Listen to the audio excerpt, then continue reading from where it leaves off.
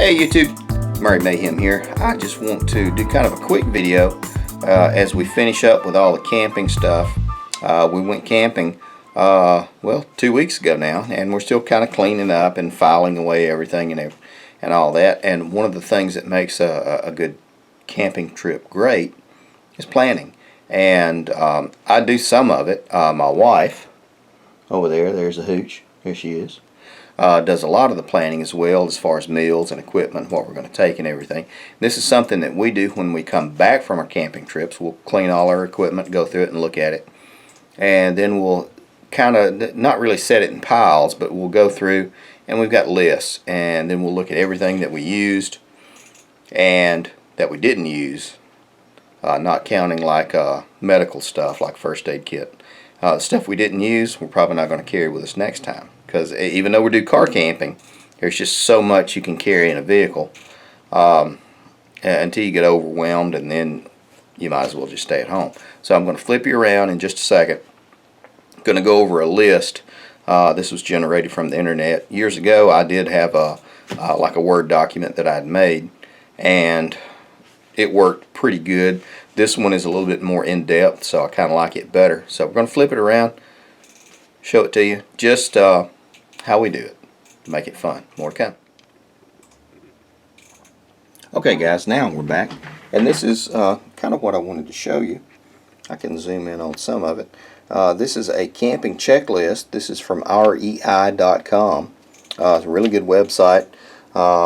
This is a 2-page list of what you need to carry to make it comfortable, and you can add and adjust and customize it, of course, to what you need to.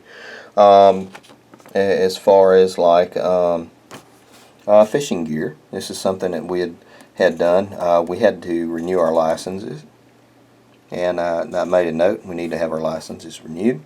And then canoeing, kayaking, I needed to move the kayaks and the canoe, and then we needed to carry life jackets, and we did. Now, when we got back, I went over all of this again and made notes as to what we used and what we didn't use, and I carried 4 life jackets because I thought somebody might forget 1 or 2, and turns out they all brought theirs. They were all good and responsible. So next time when we go with this group, I'm only going to carry 2 life jackets, 1 for myself and 1 for my wife.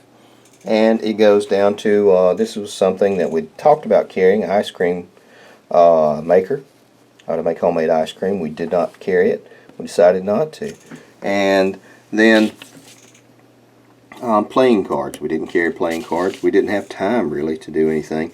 The only thing I would say you would always carry, regardless of anything like that, is first aid kit and medications, because you're always going to do that sunscreen, bug stuff.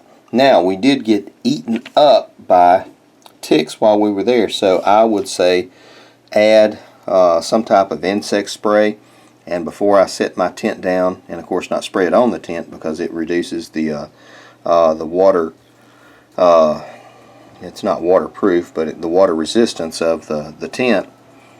I would spray it all the way around the tent to create a barrier, because I'm going to say I pulled off like 14 ticks. I've had Lyme disease already once when I was in my 20s.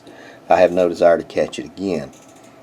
So it's just a checklist of everything you use, you want to take with you.